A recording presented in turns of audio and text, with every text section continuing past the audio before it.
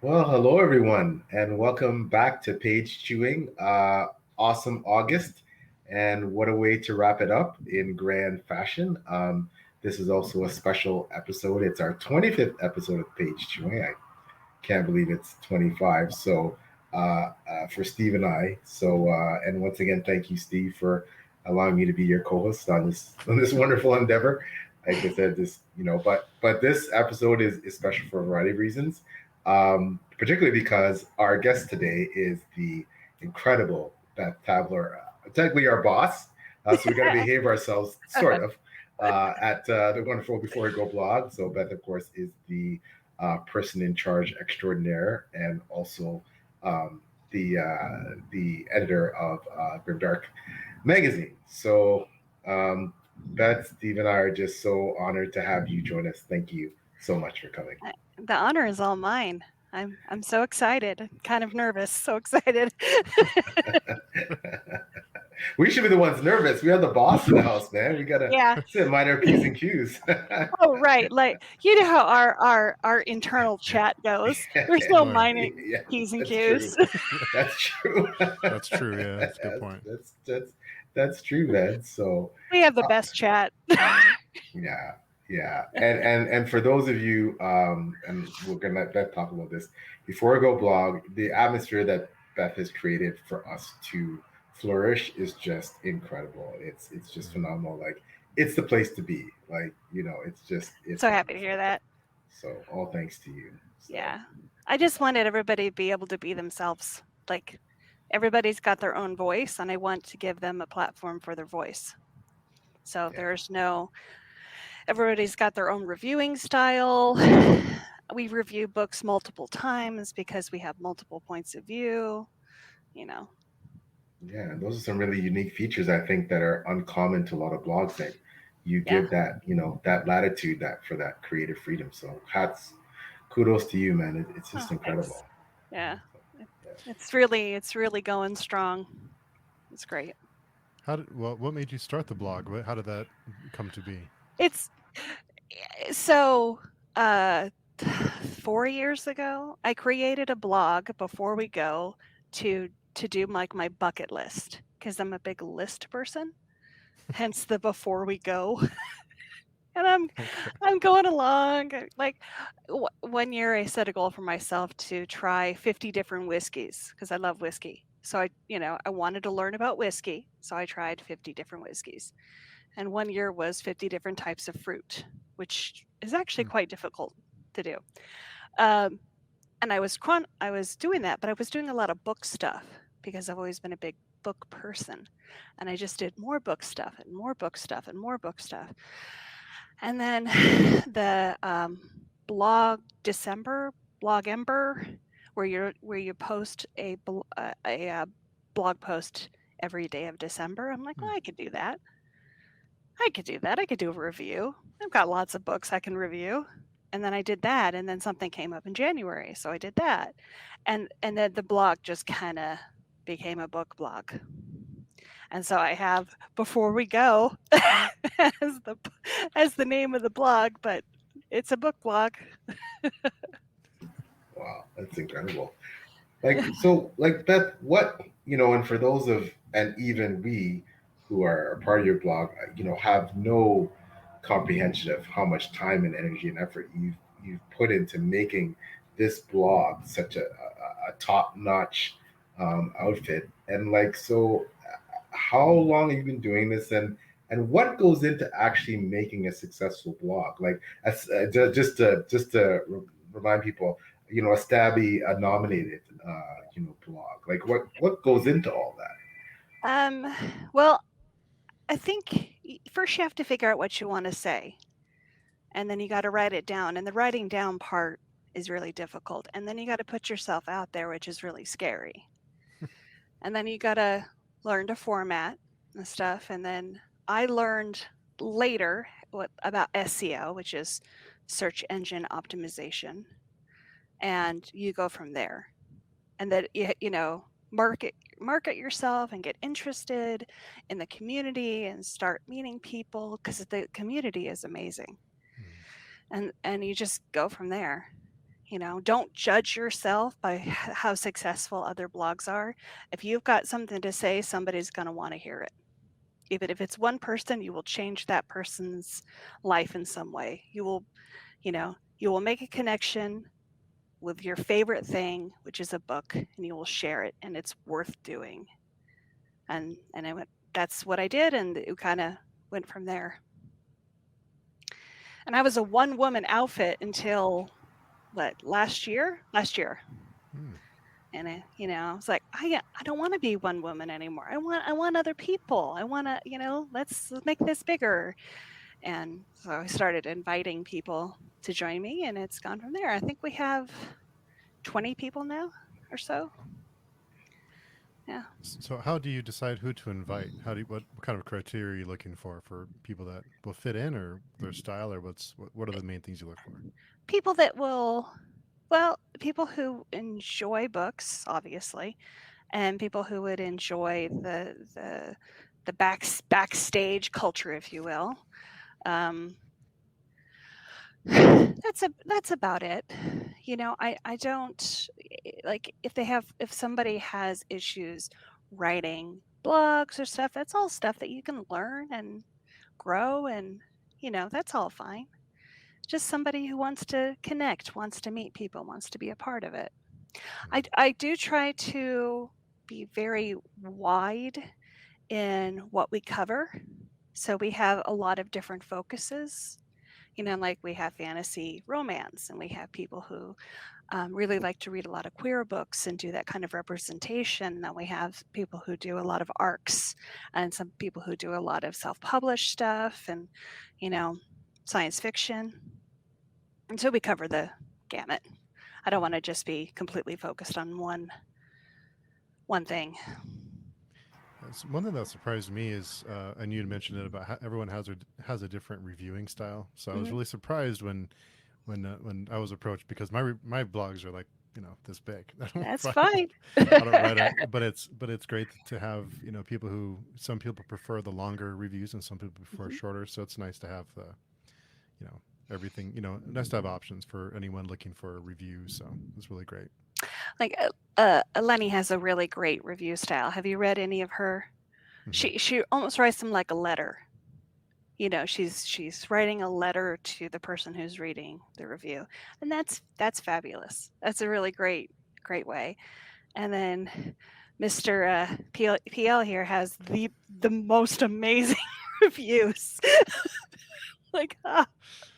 I wish I could write reviews a 10th as well as you do. You just they're so good. You're a fantastic reviewer, Brett. I learn from you all the time. I love your reviews. Thank you, but I'm humbled by it. But thank you. Yeah.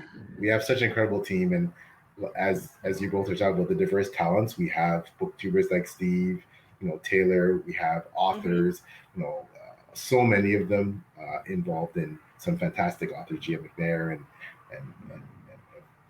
Winch, and all these people that are involved and just come together with all these different backgrounds, and we just kind of make this really cool team. And that's, like I said, the atmosphere is like nothing else, and you've created that for us. So thank you. It's my pleasure. It's one of the best things in my life I'm doing. It makes me really happy. And you've been absolutely killing it recently. How are you? Okay, so you've talked a bit about I don't know how you do it, honestly. I have no idea. But so you're I mean, Before Go Blog is a very popular blog. You have a lot of diverse content, and you're also one of the head people of Grimdark Magazine. Can you talk, for those who aren't aware of what Grimdark Magazine is and what you do and what your role is? Can you expand on that, do you mind? Sure. I'm the procurement editor for the issues of Grimdark Magazine. So I go out and I pitch to different authors, publicists, and whatever, and put together issues. And I do a lot of interviewing. I get the interviews and I get everything rolling and contract stuff. and try to get a cohesive, interesting issue that people are going to want to read. It's a new position. This one coming up is my first like full issue that I've ever done completely, pretty much by myself. Yeah, it's exciting. It's really coming together beautifully. And I work with Miss Sarah Chorn, who is a goddess. Who's a goddess, and she's the editor. Like she goes and does the actual editing and works with the authors, and we work in tandem with each other. Yeah, it's cool. Um, and yeah, and on the side, I help get stories up on GDM, and a lot of the leadership stuff with GDM too. Yeah. That's a lot. You got a full plate there. Yeah, we only do 4 issues a year though. So it's not like monthly. We have 4 issues a year. So that's not so bad. Quarterly issues. Okay. And the one in October, seriously, the one in October, if everything goes according to plan, it's going to be a cool issue. I'm very excited. Okay. Yeah, I'm very excited. Sarah talked a little bit about it on Twitter.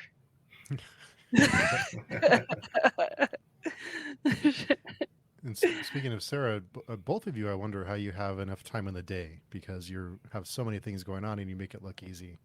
So, how do you manage your time? How do you decide how to allocate your time? It's funny. I had just had this conversation with my husband.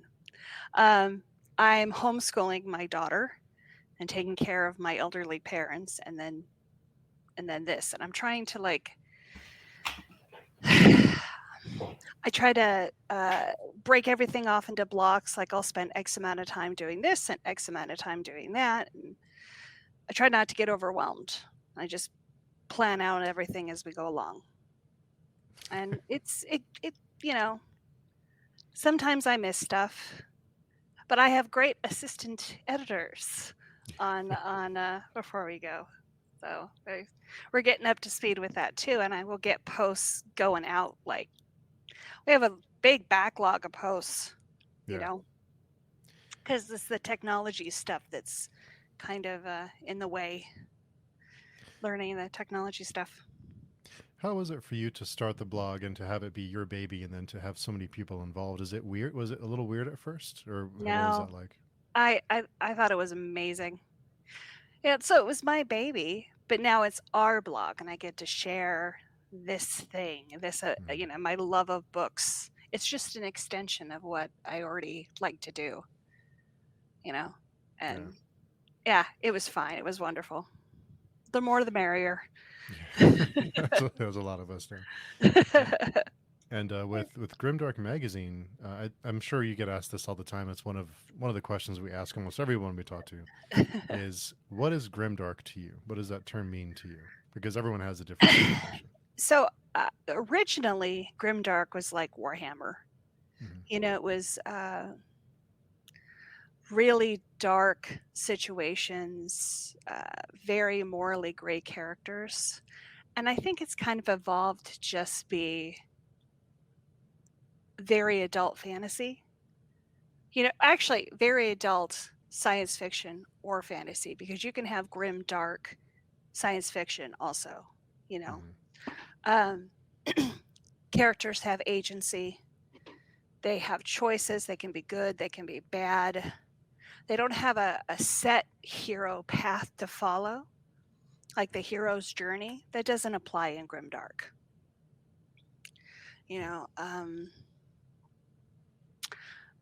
Grimdark, the good characters can die. Like George R.R. Martin has no problem killing off characters, right? Yeah, that's Grimdark to me. It's not violence porn, like just violence for the sake of violence. It's not Grimdark. That actually has a term. Splatterpunk, I think. Something like that. Yeah. Just dark. Just a dark, morally gray thing. Does that make any sense Yeah, whatsoever? yeah, it does. Yeah. It does. I again, I have to plug Steve's video. Of What It Was Grimdark was a fabulous video that really, I think, as just like your explanation, Beth, really cut to the heart of what I think a lot of people think about when they ponder what is grimdark. Mhm. What attracts you, Beth, to grimdark and the grittier side, and now obviously being the editor of Grimdark magazine, like what is it that gets you, jazzed about reading grimdark as a subgenre? I like a little mud on my characters. I like the characters I read to have a little bit of a they've been through it. I like not knowing what choices they're going to make or what they're going to say. Um, I don't know. It's like once I went grimdark, I couldn't go back. like I have a difficult time reading sweet novels now, like sweet and happy and cheerful novels. My cold, dark, grim, dark, loving heart won't do it.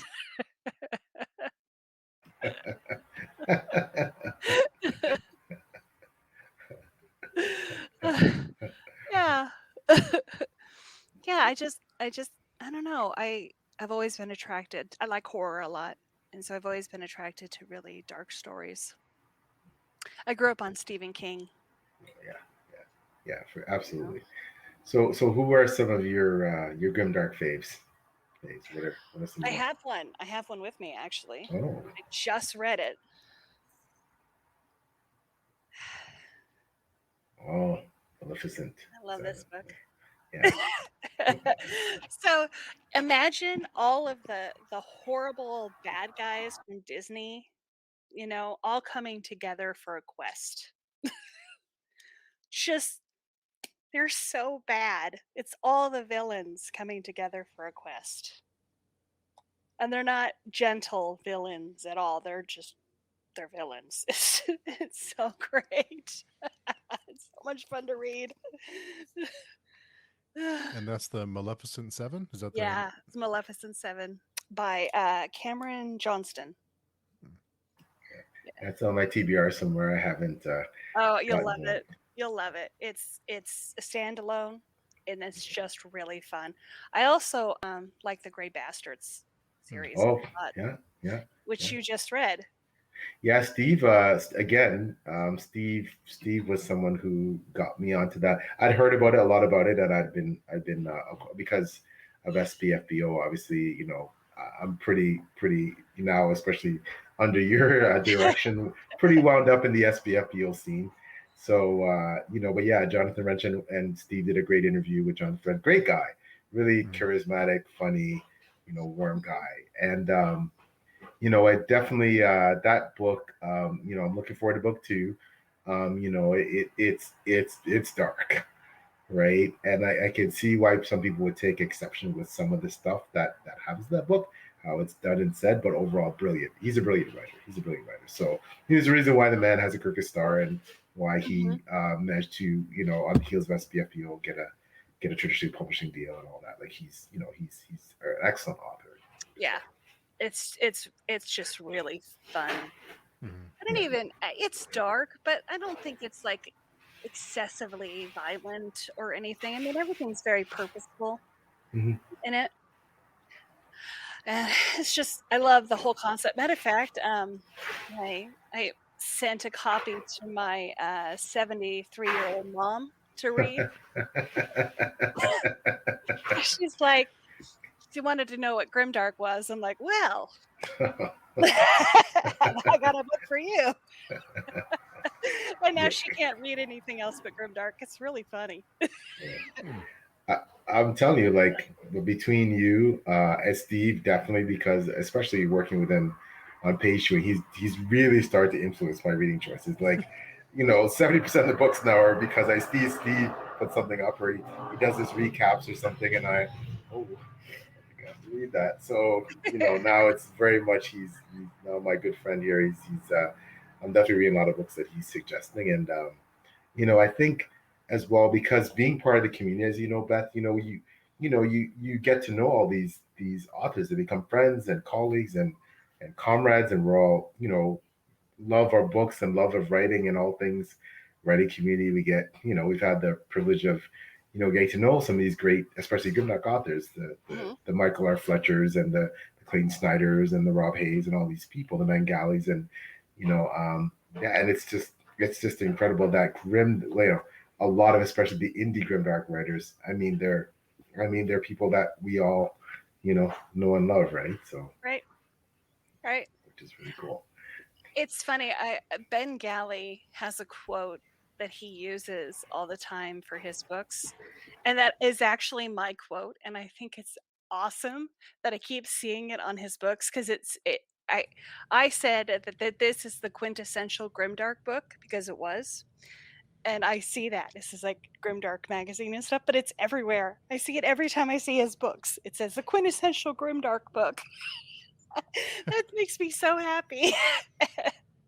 It's so cool to be quoted. Yeah, you had mentioned before about interviews. That's a big part of your what you love to do and part of your role in the leadership role in Grimdark. Like, you've had some incredible interviews over your career. I don't know half of them, but the ones I've heard of, like, wow, you've interviewed some really high profile Yeah, creatives. Like, can you talk about some of them, some of the ones that you've sure, done for those that people that don't know? sure. Let's see. Well, I can tell you I interviewed one of my favorite the author of one of my favorite books, um, Niels Stevenson, Hmm. and that was like that was that was a lot. We talked a lot about science and computers and how writing about technology, and I did do a lot of research to interview him. It's kind of scary, but the interview turned out great. Let's see who else I interviewed. Chuck Wendig, Hmm. and he was really cool, super cool guy. Love his books. Matter of fact, he's got a new Wanderer book, the second Wanderer book coming out, which I'm really excited about.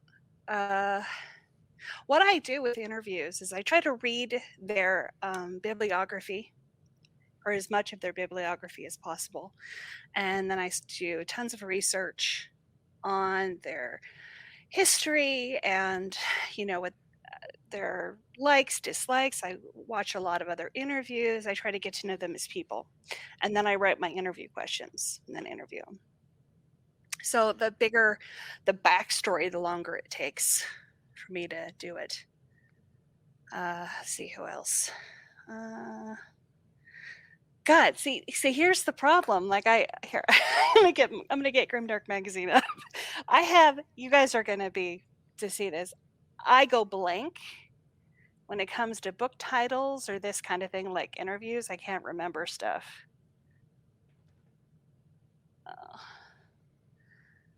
Let's see, who else did I interview? Yeah, whenever you get put on the spot, it's easy to forget everything. Yeah, it just goes poof. I interviewed Paul Tremblay. It was amazing. And Grady Hendrix. Oh wow. And oh yeah. Let's see, interviews. Mark Lawrence. Yeah, wow, he's Um, huge.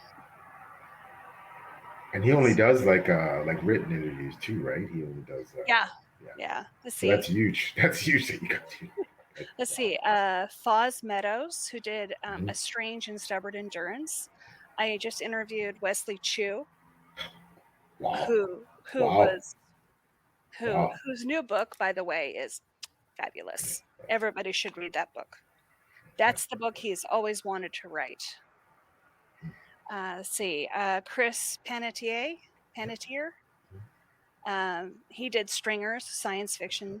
Super recommend. Let's see. Robert Jackson Bennett, I've interviewed twice, and he is super, super amazing. He just finished off his God, it escapes me. The trilogy. He just finished his trilogy, The Key.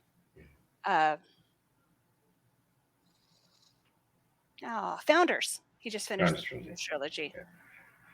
Yeah. Wow. Those are some huge names in the community. Let's see, Ben Aronovich. If you read urban fantasy, super recommend his books.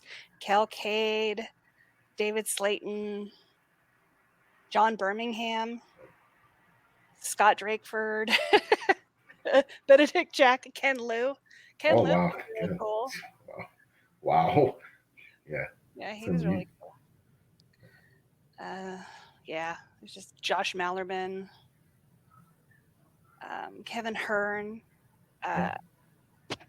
What's his name? The guy who wrote The Martian? Oh, Andy Weir?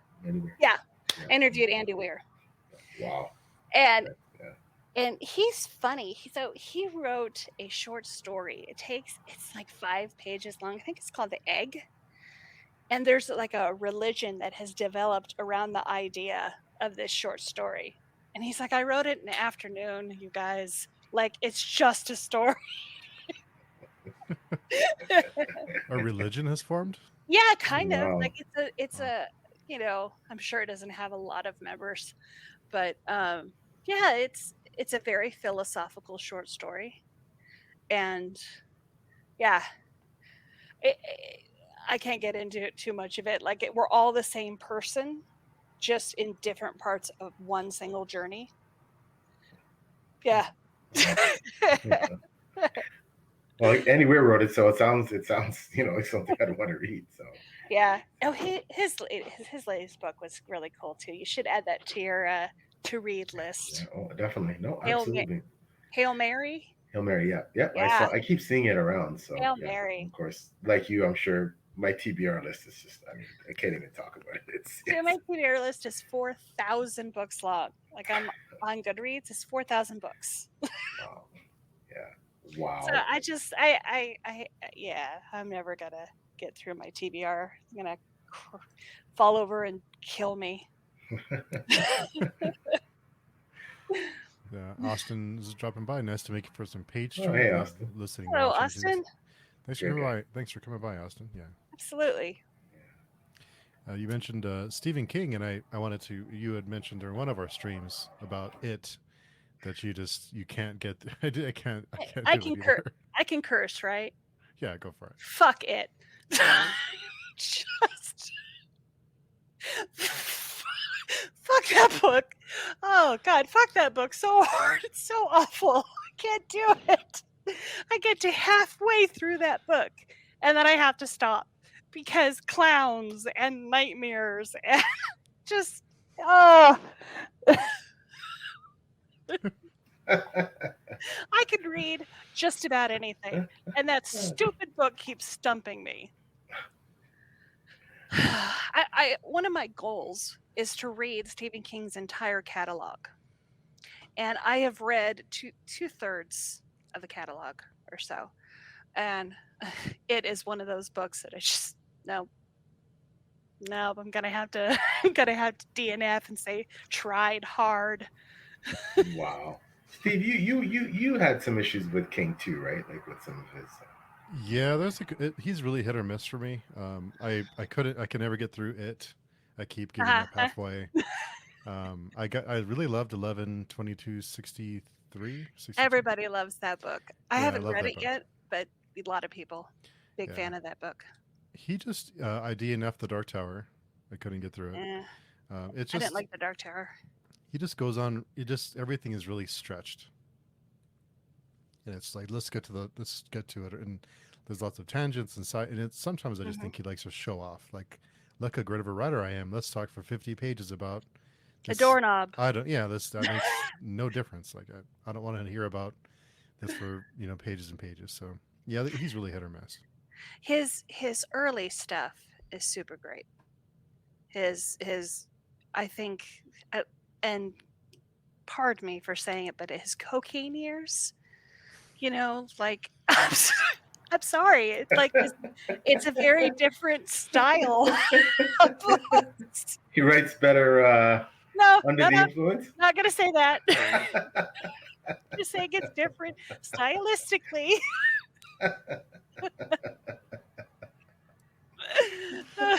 Oh, uh, like The Shining and Carrie and Pet Cemetery, Misery. Misery's rough. Have you read Steve? Have you read Mm. Misery? Oh I my, haven't. Misery's a great book. Yeah, oh great my book. gosh! I think she's one of the best villains ever written. Yes, yes, yeah, Whew. great book.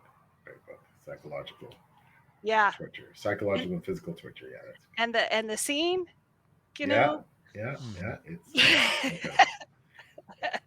He's a brilliant writer, no question. Yeah. Obviously, Yeah. right? I mean, but yeah, yeah. I actually prefer his older stuff too. Our friend Daniel, Mr. Dr. Puffin stuff, is So. here. He says my TBR is Daniel. 4 books, 4 booktubers. Yeah, I don't even want to look at my list. It's ridiculous.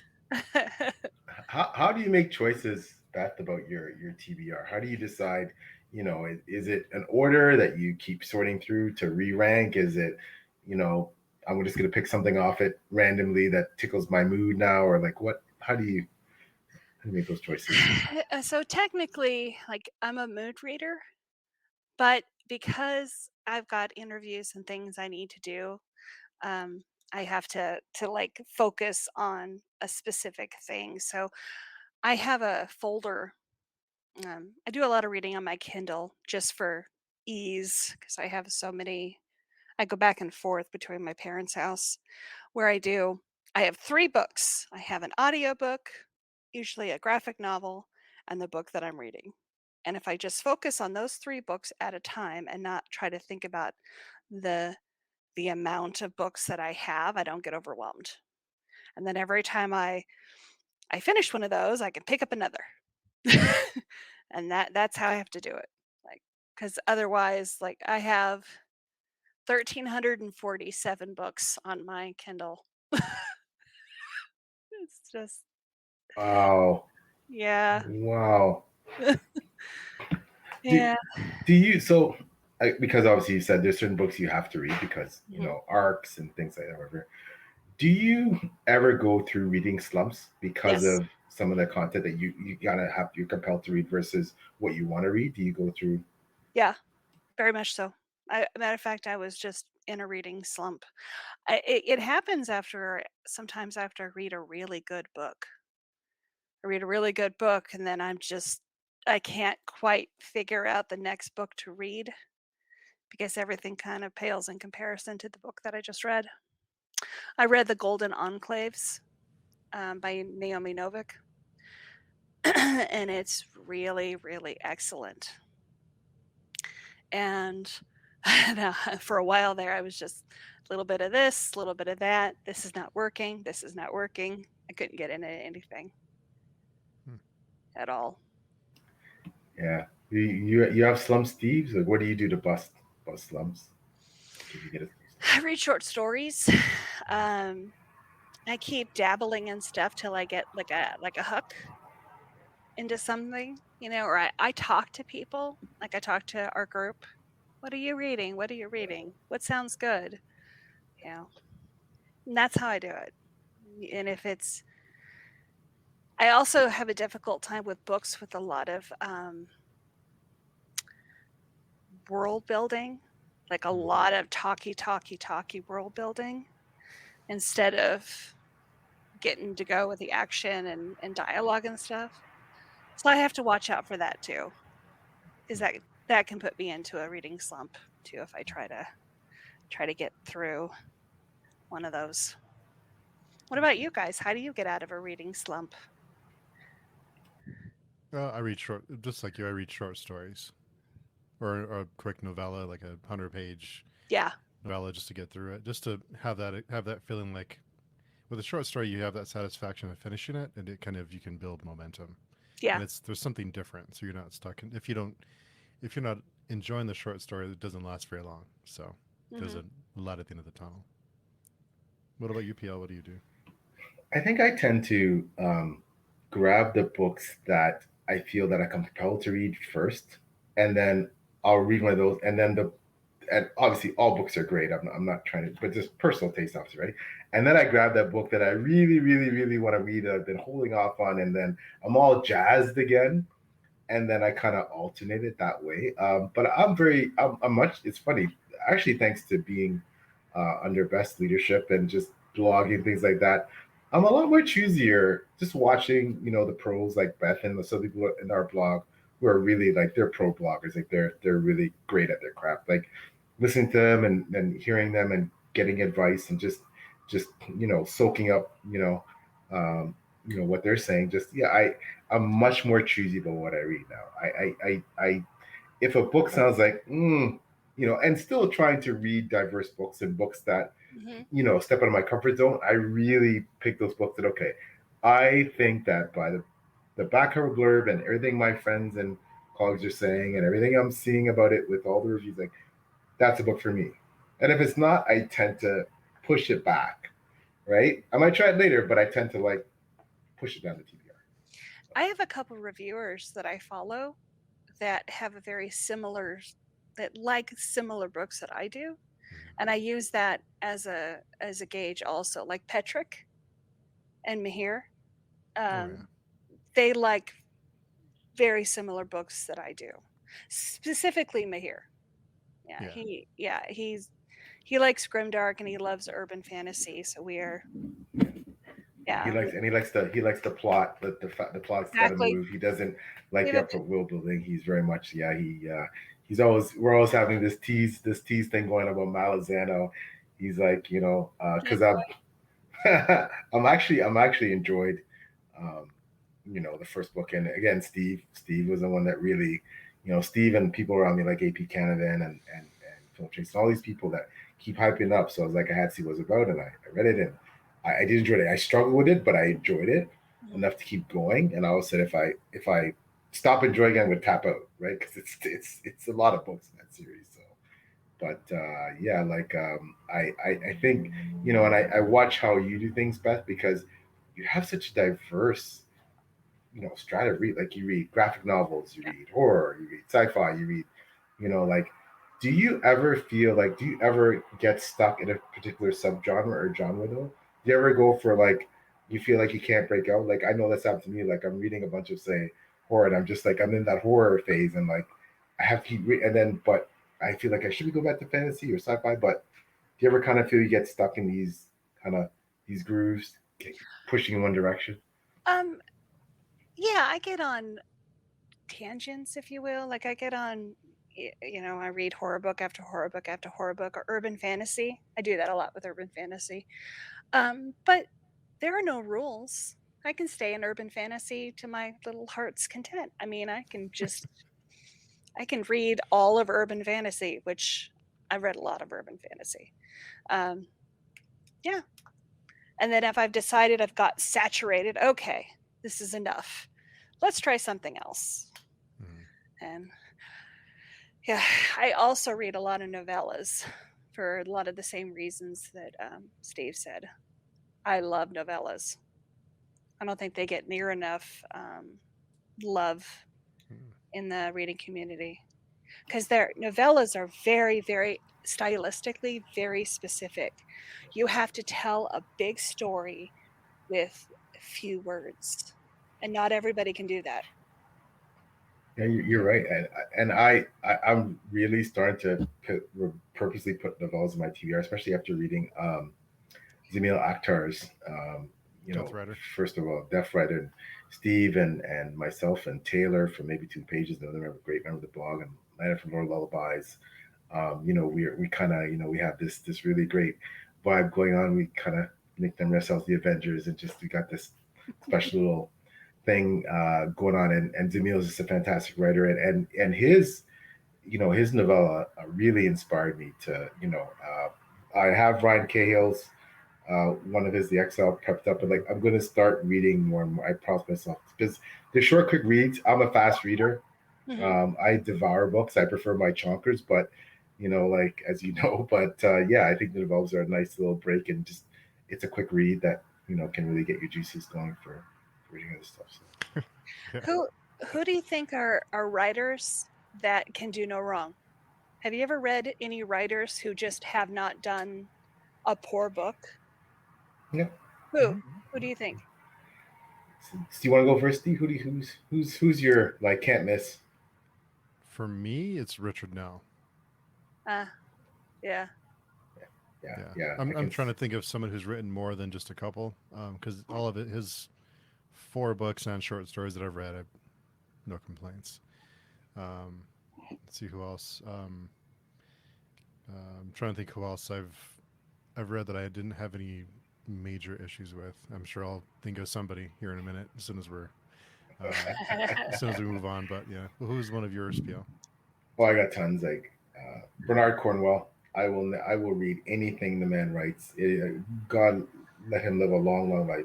I think he's in his 70s now, but I'll read anything he writes without reservation. Jenny Wirtz. Yeah. Jenny Wirtz. Goddess. She just there's no explanation as to how skilled she is as a writer. It's just on a completely different level. It's not for everybody, but I mean, her mastery of language is just it's um, Miles Miles slash Christian Cameron, another writer that John Gwynn. I know Steve is not necessarily a Gwynn fan, but I love Gwynn stuff. I eat it up. George R. R. Martin, still, I'm not really a big fan of him. yeah. I haven't really got. I have had a difficult time reading his books. They haven't quite grabbed me as much as I would like. He's not for everybody. Oh, finally, M.K. Jemison. I'll read anything M.K. Jemison writes, and I think Peter Gilly Clark is going to be one of those. I actually was going to say P.D. Yeah. Gilly Clark. He can't write anything bad. Reading Ring Shout was like reading a book that's going to be taught in school in the future as like great literature mastery. It's just so good. Yeah. He's an academic, right? Yeah. Yeah, I believe so. Yeah, he's a professor, I believe. He's an academic. So it's amazing. Alex Harrow. Even stuff that's not fabulous, incredible is still way above other things, the level of other books. Speaking of novellas, Daniel Barnett, his Nightmareland Chronicles is. I'm convinced that's going to be a movie or a TV miniseries someday. It's so good, and he's very, very talented. I'm convinced he will be a household name eventually. And also Halo Scott, the Rift Cycle. I really enjoyed that one too. I don't know that one. I'm gonna write. I need to learn my paper. It is very dark and violent, and but it's a great ride. I think one that is going to be for me is based on again Steve curse you R. Scott Baker. I think he's going to be like I love his stuff. Just love it. Tessa Gratton, she traditional published writer. She's sure her duology, it's Shakespearean. I mean, that's my language. You're speaking my language now. It's just her prose is, I'm a sucker for the lyrical, flowery, gooey, sappy prose, and she's Natanya Barron, who Steve and I had on here. She writes a lot of Arthurian stuff again, just phenomenal. I got one, Adrian Tchaikovsky. He's on my TV. I haven't read him. You really like him? Yeah, he is a man who writes everything, every type of book, and his novellas are fantastic. But he can write novellas and he can write long books. So yeah, I've never read anything of his that hasn't been just top notch. Ogres. He released Ogres last year, and Ogres is amazing. Okay, I'll check that out. Yeah. I think Baker will. I wanted to say Baker, but I've only read one book. But the one book I have read is next level. But yeah, there's so many great authors out there now. Like Laura Hightower. There's Catherine McCarthy's. There's the especially in horror. There's lots of great authors in horror right now. Oh yeah. Horror. There's so many great authors in horror. There's just got to keep up. Yeah. Yeah. Yeah. What, Beth? What do you? I want to ask you a bit again for people who aren't aware, because you've had such a distinguished career. And I know it's still a long way to go, but so self-published books, SPFBO, the whole scene, Mhm. right? You are a judge. Obviously, have been for a long time. You're on the ground, early on, and seeing how SPFBO developed and what's become now.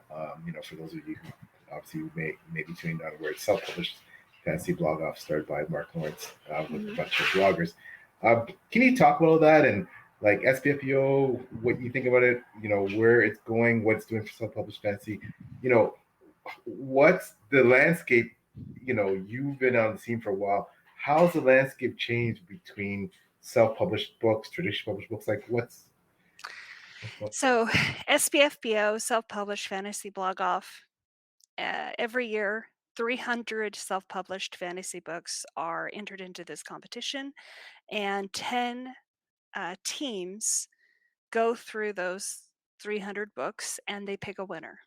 And the winner gets, a nice little prize. And it's more about the journey than it is, what you get at the end. But you get a lot of uh, people with their eyes on your book that you wouldn't necessarily have had.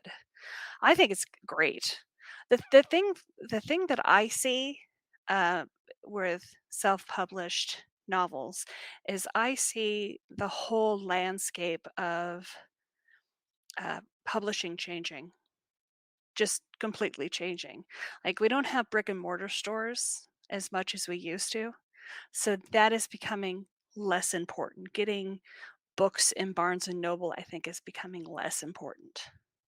And I think books that are self-published that get a lot of people interested in stuff is becoming much more important and more reads. And I see that transition. The quality, honestly, the quality is on par with traditional, and a lot of times self-published books are better than some of the trad books that I've read. Mhm. you know just from a like even just punctuation and stuff, like a lot of them are better. They're probably because they have to be. They've got a much steeper hill to climb than trad books do. And the cool thing about self-published books is that they can be anything.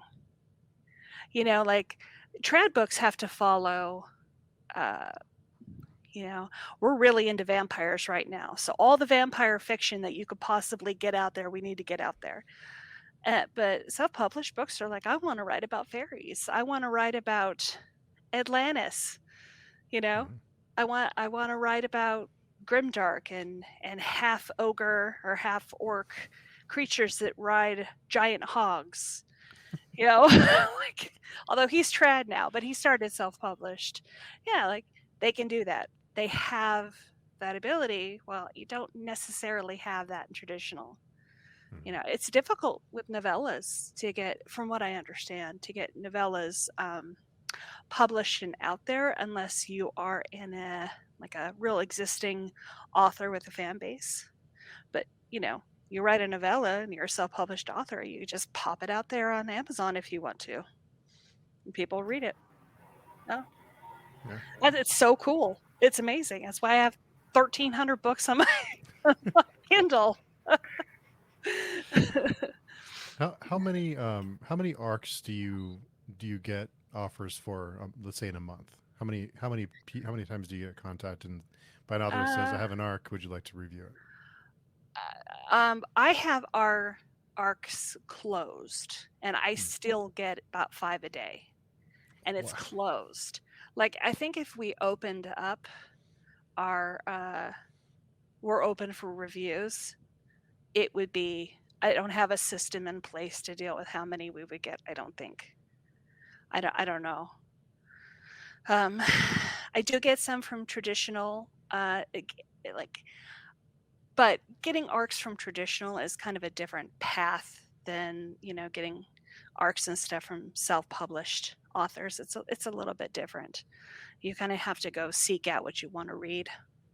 Yeah, we have. I'm, not, I'm definitely not to the level of I come home and there's a stack of books waiting for me, like John Scalzi. It's not like that at all.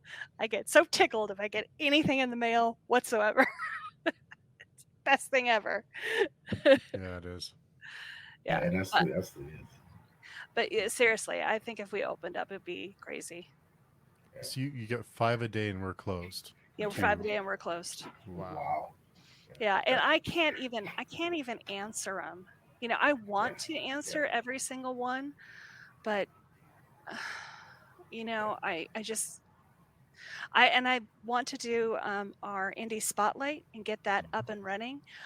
But honestly, and everybody who's watching, we're gonna do these things. It's just it's a lot, and there's we got to get things rolling.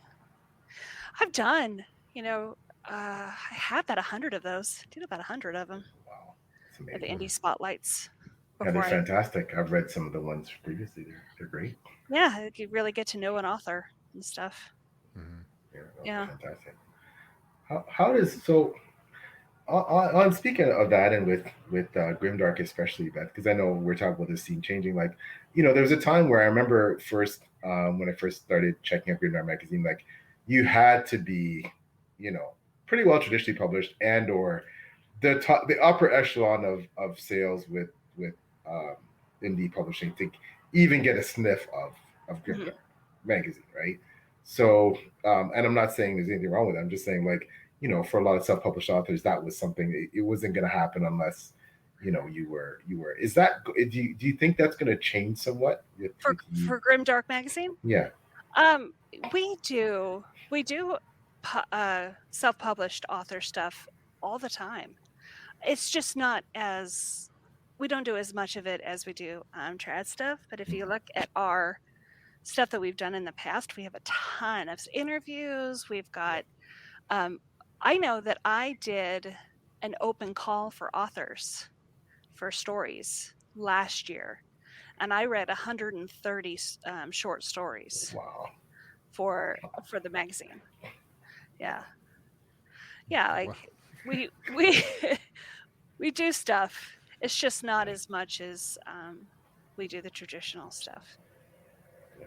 Wow. But again, it's all that work. Like, it's just like I don't know how you run you essentially run these two. I You know. don't. Adrian is the man.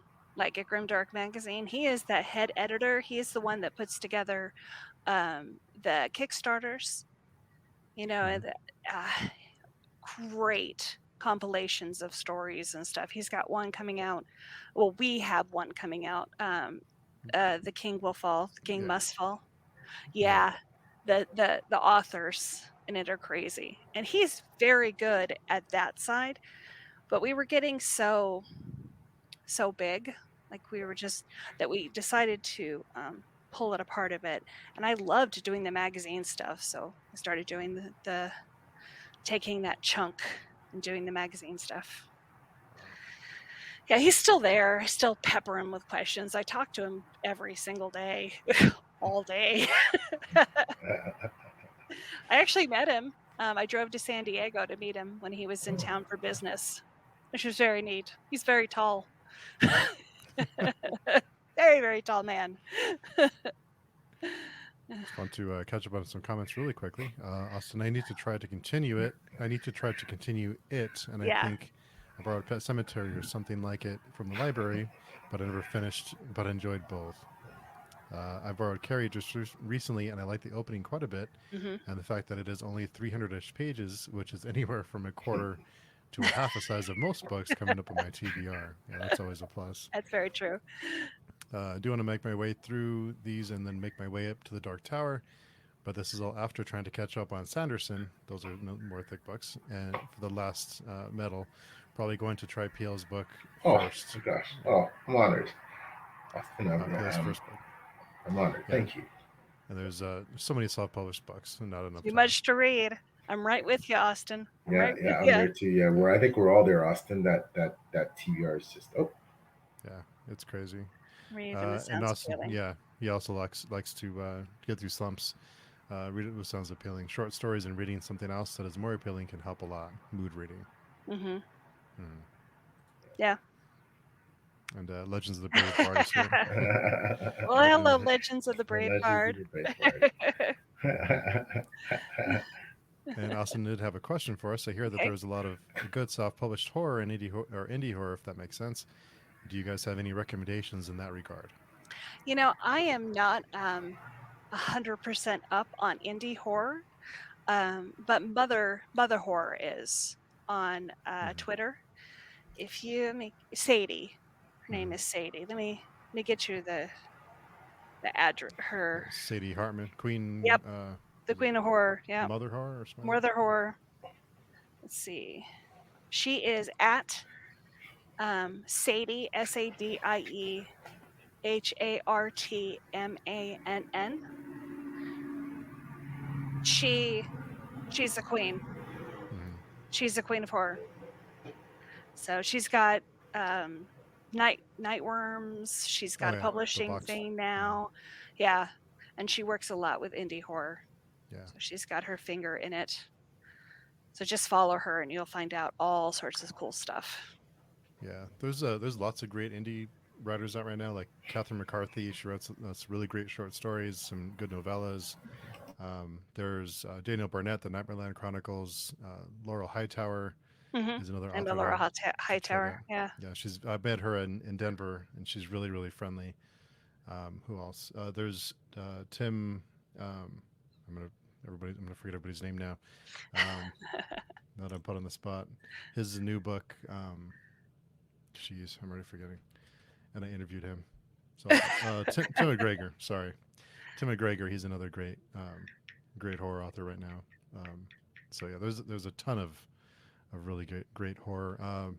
Catherine Silva is another one. She wrote The Wild Dark. Has a new book out now. It's called Orchards. It's a short story that happened after The Wild Dark. That's another great author to check out for horror. There was just so many great horror books right now, and so many great novellas too, so that makes it a little bit easier to manage instead of these 600-page fantasy books. Yeah, I'm putting out a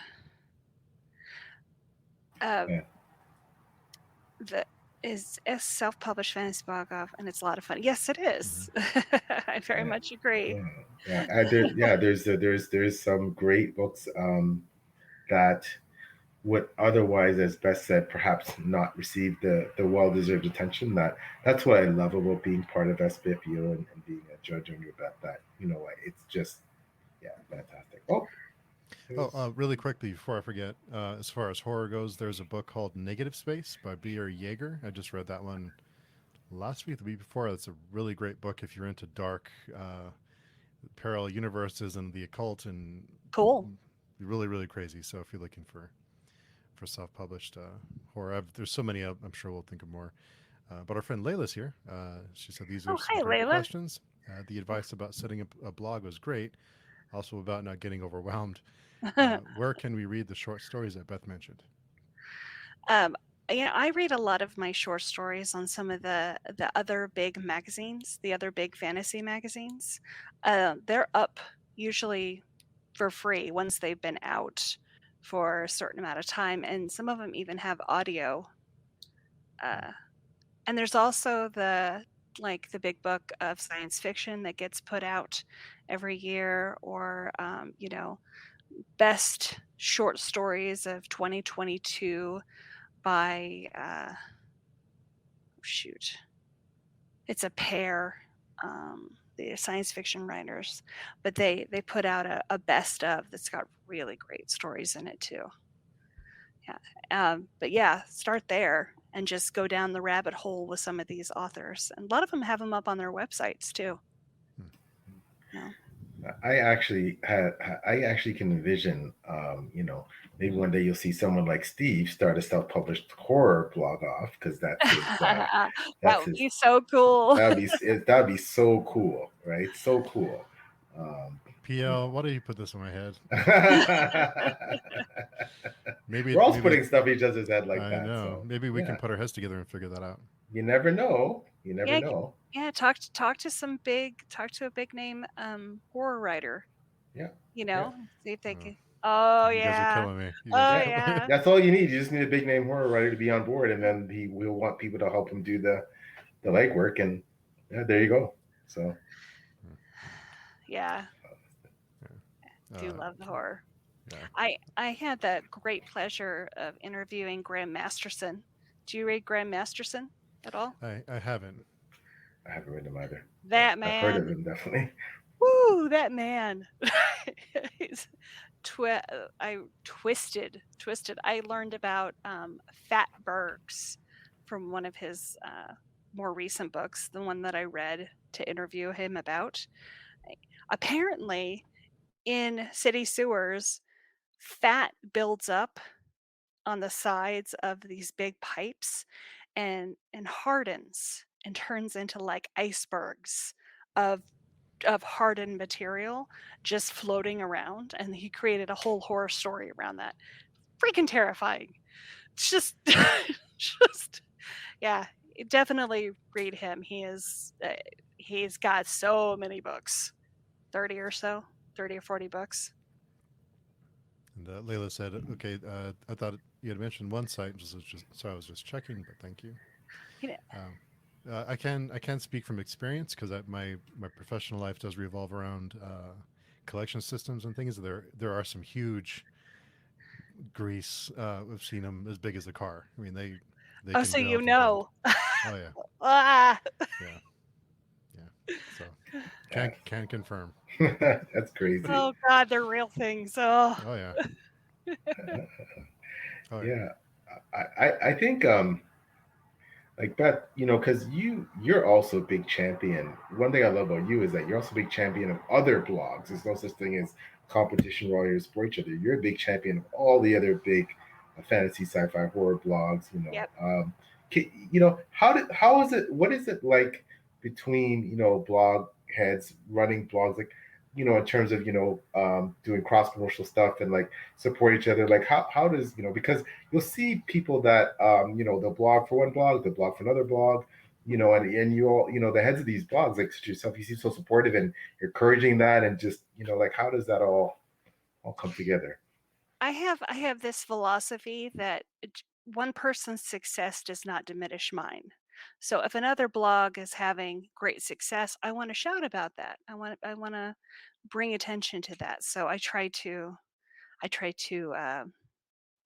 talk about other blogs. I try to talk about smaller blogs. If I read something cool on a smaller blog, I try to publicize that and talk about that and get people to those blogs and stuff. I try to be a I got a tiny little platform and I try to stand on that platform and shout about stuff.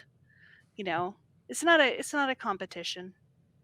So one person's successes do not diminish mine, ours. Mhm. You know, and maybe one day that person will see something cool on our site and be like shouting about our site, how cool it is over here. That's great. That's what we Mhm. want. It's a big happy community of people. And as far as heads of blogs go, I do chat. I chat with David from FanFi. Um, Mahir, I talk to Mahir quite a bit. I've talked to Patrick quite a bit. I'm trying to think of other blogs. Jody from Witty Sarcastic Book Club is one of my best friends. She's She's just awesome. She's awesome. Yeah. we have been chatting daily for 3 years now, two and a Oh, half wow. years. We've just become super close. I send her kids presents, and she has the coolest kids. Yeah. So, having been in the blog sphere for so long, how has the landscape changed now? Is it with the way that we're absorbing information with things like YouTube or even like Instagram Reels or something like TikTok, which is another conversation. But how how has that become? Because a blog, it takes time and effort to Mhm. sit down and read a blog, whether it's a paragraph or two or 10, where you can just get on TikTok and watch a 30-second video. So Yeah. has that made it harder to gain traction, or how has that changed over the years with as from a blog perspective? I don't think it changed, because I think the person who's looking for a review to sit down and read is not the same person who's going to go to TikTok and listen to a 30-second review. They're two different types of people, of what they're looking for. It's completely different. So the people who come to our blog continue to come to our blog, I think, because they're looking for a very specific thing. They may also go to TikTok, but I don't think they're switching over to TikTok. TikTok's not, from what I understand, and I'm on TikTok a lot, viewing, it's not the same. Like a little bit, hey, this book is really great, for 30 seconds is not quite the same as, the deep, in-depth discussion we're having about a book. Well, more power to them. TikTok is driving sales for a lot of authors, indie and self-pub authors too. There's a huge for the sexy books, for the sexy fantasy, which is great. It's driving a lot of people to buying those books, and it's wonderful. Oh. Yeah. I think, because I know for me that I can only keep up on so many platforms, social media. Like I'm tapped out. Like I can Twitter's my main jam, and I am on Facebook and Instagram, but and various other platforms like Slack, and I've totally, I can't do Discord. I've tried it. I'm technically in so many Discord groups, and I just can't. I can't keep up. Can't participate. Between all my responsibilities, writing, working, all it's like, how are you handling all of your various, especially being so you're a leader in Grimdark magazine and you're headed before book. How are you handling all this, information and coming at you and requests, and then keep up with friends on social media, and then obviously you're such a supportive person. You're always boosting other people on Twitter and all this stuff. Like are you feeling information overload? Like, yes. Yeah. I tell you, I have two things. I do Twitter, and I do a lot of Twitter, and then I do, Grimdark Magazine's got a chat through Facebook, and that's all I really can do. I've tried trying to do Instagram. I can't like artfully do book pictures. I just can't. And TikTok, I enjoy other people's TikToks. I can't put the mental energy of doing TikTok also. So it's Twitter. That's not so bad, you know. I've gotten it down to where I can follow stuff a bit. I have Discord. I am woefully behind on chats on Discord, but what am I gonna do? I can only do so much. So it's Twitter. It's Twitter. That's what I got. I got Twitter, and it's been working out. yes, Steve, you're feeling the pinch with all the various, keeping up and. Yeah, it's too much. I just don't have the time for it, and it's easy to start scrolling and then you lose 20 minutes, and it's like, what have I accomplished in this last 20 minutes? I could be reading, or I could be doing whatever, doing something else. So yeah, I do Twitter, and I get on Vero. It's really quiet there on Vero. It's like really relaxed. But I can't do Facebook. I can't do Instagram, and I think Twitter is the easiest place to get that interaction, because it's hard to get the interactions on other platforms the way you get it on Twitter. And Discord, it's a whole. I can't do Discord. It's just too much. Facebook is just. Yeah, I can't do Facebook. I mean, I'm on Facebook, but I can't. I follow my relatives and stuff on Facebook, and I just can't do anything else. I don't have the mental energy to do anything else, because stuff will start to suffer. If I start to try and do another thing, stuff is going to start to suffer. Yeah, well, these platforms are made to keep you scrolling. They're engineered to keep your eyeballs fixed on Going. it. So yeah, it's hard to once you get in that mode, it's hard to get out of it. So. Mm-hmm. Yeah. I also blame people like Steve now, YouTube. Like now again, Yeah. I've said this on several episodes of Patreon now. Like YouTubers, my friends in YouTube community, booktubers specifically, are really starting to guide my reading choices as well. So I might spend, there might be some day during the week. Okay, I'm gonna go see what Steve is doing in terms of his TBR and what he's posting in terms of content, what Taylor's doing, Mm-hmm. what Kay's Hidden Shelf is doing, or Joanna, or Book Blather, Leo, Patrick, or and you're watching this stuff, and yeah, that takes a long time too, right? I So watch a lot of YouTube. Yeah. yeah, and it's not a bad, like you said, it's that balance. I think with you have to know, okay, I've been watching this for now. I have to go devote my time to something else, and like I Steve have to said, go it to is. bed. Yeah, Go to bed. yeah. I force myself now. No more the last, 6 to 8. Like, no more electronics at bedtime. I read only. I only read. I do not. I turn off my phone. If I'm texting my kids or whatever, and I get in bed with Deb, and we just I read. I read, and I read physical books because that's my jam. And I find it helps me sleep. I find it, and plus I'm getting more reading done. I'm more productive with my Mm-hmm. reading. So, but yeah, I shut it off at some point. Like I'm done. I really need to do that. I really need to do that because I have the problem of like scrolling in bed, and the light doesn't, I guess, allow you to Yeah, go to sleep. yeah. Yeah. I was the same way. Like, for months, more than months, years. I was doing, and I said, nope, no more.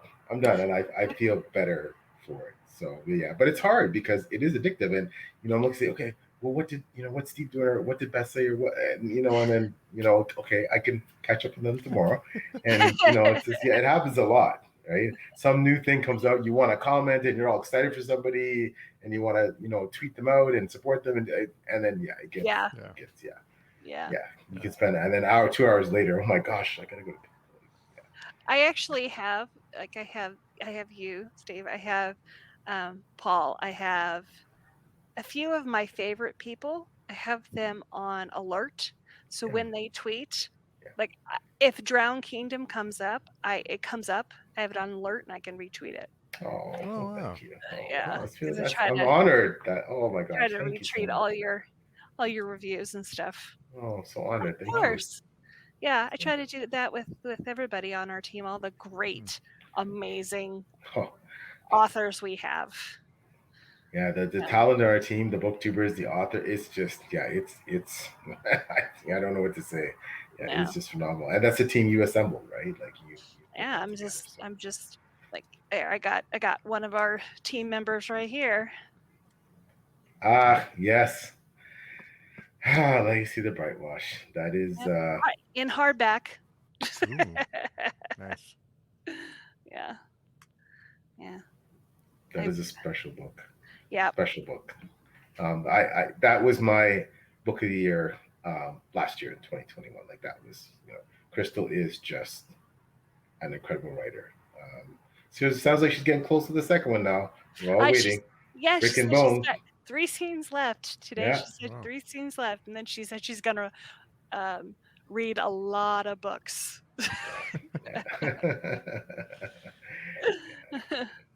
To the point about electronics, I think the light from the electronics tricks your brain into thinking it's daytime, so it doesn't let you kind of get into sleep mode. Austin says, "I don't know how Sanderson read so much. I know. I don't know how Patrick reads so much." I know. He also says, "I can't do TikTok. It melts my brain getting exposed to it even a little bit." Yes. Hey, Aww. John. Hi, John. Aw, that's sweet. John's awesome. He's a great guy. Yes, he is. Ever since I joined Twitter, I've been getting to sleep much later because of that. Yeah, Trials of Ashmont sounds like a great book. It's on my TBR. John's new book is doing really well too. Yeah, and it's doing well, getting a lot of traction. So yeah, actually, I have an interview, John. I am. We're putting together the interview for you to interview you for before we go. That's amazing. Yeah, it's taking. I'm sorry, it's taken a little bit of time, but we're putting it together. Yeah. It's about halfway done. That's awesome. I can't wait to read that one. That's awesome. Yeah. there's there and oh Oh, yeah. before I just wanted to. Layla said, "I Ah, love the cool. Drone Kingdom. I Oh my recently bought gosh, The Last of the I'm so Atlanteans, so it's honored. on my I didn't TBR know that. soon." I didn't know that Layla. I didn't realize that Layla she read it. Oh my gosh! Hmm. Wow. That's I'm cool. Yeah. I'm completely humbled. Layla. Wow, that's amazing. Oh, Layla, just want to mention because Layla comes to chat books with us sometimes. We are doing a Drowned Kingdom deep dive in October. I have to check the Oh, date, but cool. Yes, we yeah. I guess that's something we now that Steve said it, I can talk. But yeah, sorry, we're no, did not I at spoil all. the No, guy? I didn't want to say anything until you said yes. So Oh that's the no, plan. On with Steve Taylor, myself, and right now some of the guests as well. Joining Laura Lana from Laura Lullabies, amazing, and Jenny Wirtz and Christian / Miles Cameron. So Can that's I do it too? Can I be like sure. in the background or something? I don't have to be like on the screen, but like can I participate? Yeah, of course. you're more than welcome to join anything that we're doing, Beth. It's our honor. Yeah. So thank you so much. There, I'm humbled that you enjoyed my book. So yeah, it's but yeah, so we're gonna do a deep dive and get into the twisted mind of Lord Othrin and all the mayhem that he's up to. And I'm just so humbled to have people like Steve and all the other people involved to be willing to you know dissect my book and talk about it. So yeah, Yeah. very humbled, very humbled. Thank Yeah. you. So It's gonna be good stuff. You're a hell of a writer. Yes. thank you. Uh, Oh, John, that's John making moves. awesome. Just also thanks for showing off the hardcover copy of Brightwash. I told Crystal earlier today that I was going to buy it, and you showing it off makes me happy with the choice. Looks fantastic. It is, yeah, it is. It's a Yes. brilliant book. It Like, is. and she signed it Ooh. Oh, yes. and Yeah. says, "Thank you so much for all your support. I'm looking forward to getting involved before we go and getting to know everybody better." And I got their Oh, stickers. how cool is that? Yeah, Yeah, she's wonderful. She's wonderful. yeah, it's awesome. I bought this from I don't know what it's called, like, but you bid on stuff to support a cause. Mhm. And so I bought this to support a cause. Oh, Oh wow. Yeah. incredible. Yeah. Something like that. Layla said, "Oh, interesting about the October discussion. The characters have stayed with me, and I'm looking forward to see what happens next." Well, thank you. Well, I'm actually doing with the wonderful Escapist Tours. I'm going to be touring the Last of the Atlanteans in September. I just Signed did. up. Oh my gosh! What? I Really? signed up. Yeah. Oh my gosh! Signed up today. Amazing. I hope I get Thank you. picked. Thank you I hope I so get much. picked. I'm so honored. Thank you. Yeah, it's yeah, I'm blown away. But yeah, so October, Escapist tours, they're amazing. I toured a Drowned Kingdom with them. Just such a professional, great outfit, Justin Gross, and now I know Jordan Bucks is Oh, also involved cool. now. So they got a really good crew over there. So great people. So I like yeah, so Justin a lot. yeah, he's a great guy. Yeah. So is Jordan. Jordan's amazing. Oh, Mhm. Yeah. Austin says it's a nice Yeah. little. Yeah, I saw it today, so I signed up. A lot of people are signing up, so we'll see. We'll see if it's full. Well, It's I'm fully. Of honored that you would do that. Yeah, thank you. It's course. Of I'm, course. I'm so honored. Yeah. Would John say sorry? I'll let Steve read it out. Wish I But could write messages to people in my signed copies. Mine too. my handwriting is horrible, but I still do it. Yeah. I remember I was so nervous. I think I was like trading copies with somebody, and it's like, oh my gosh, we're ready. But I just okay. I I can type pretty well. So mom said I should have been a doctor with my chicken scratch there, but I that's a special feeling when I get to sign a book. So Yeah. As a reader, as somebody on the other side, even if you have chicken scratch, it means a lot to receive a signed copy. It truly does. well, You Beth, I would be humbled if you know. accept some of mine. I've always I've Oh, wanted one. So I would be honored. It would go in pride of place in my library. well, thank you. Well, we will definitely make that happen. Then we'll Yeah. make that happen. Yeah, but yeah. So, John, you should sign your books. You really should, even if it's just chicken scratch. Uh, Justin Call. Do you guys know Justin Call? Mm-hmm. Have you read his books? On my TBR again, Master Artificer. Yeah, I know it's just right up my alley. Just you can just tell when a book's gonna be up your alley. Oh my God, that Yeah. that series. He when I read the first book, I realized that I was reading somebody who was going to become one of the classic fantasy writers. Is so good. He does something really cool with his books. He signs them in blacklight, Oh or like wow. with a blacklight Yeah, pen, blacklight pen. Yeah. and so he hides messages throughout the book Oh just for wow. fun. Just for fun, you know. Yeah, that's awesome. Yeah, Yeah. that's they're definitely. I'm pretty sure 2023 I'll be getting to them. 2023 is looking stacked, but They're Justin is definitely on my they're TBR. chonky. They're chonky. But I love my chonkers. I love my chonkers. I love just losing myself in. I just recently read two chonkers by great authors that Steve and I had on page chewing, and one remember the blog, Thomas Howard Riley and his book We Break Immortals. Oh man, yeah, Another yeah. team member. Another team member. Yeah. Thomas he can write him some books, man. And another great writer, Mark Timoney, The Blood of the Spear. Yeah. Mhm. If you like Wheel of Time, that's your book. Like that's your book. I have a Wheel of Time book here somewhere. Oh yeah. Oh, there you go. Which is hard.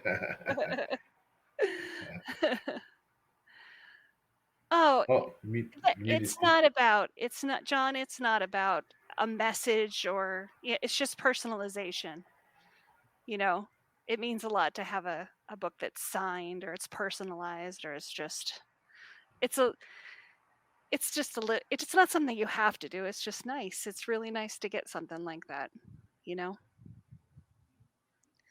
But back to Justin's book. So the first book is kind of like nice fantasy. It's a little dark, but it's nicer.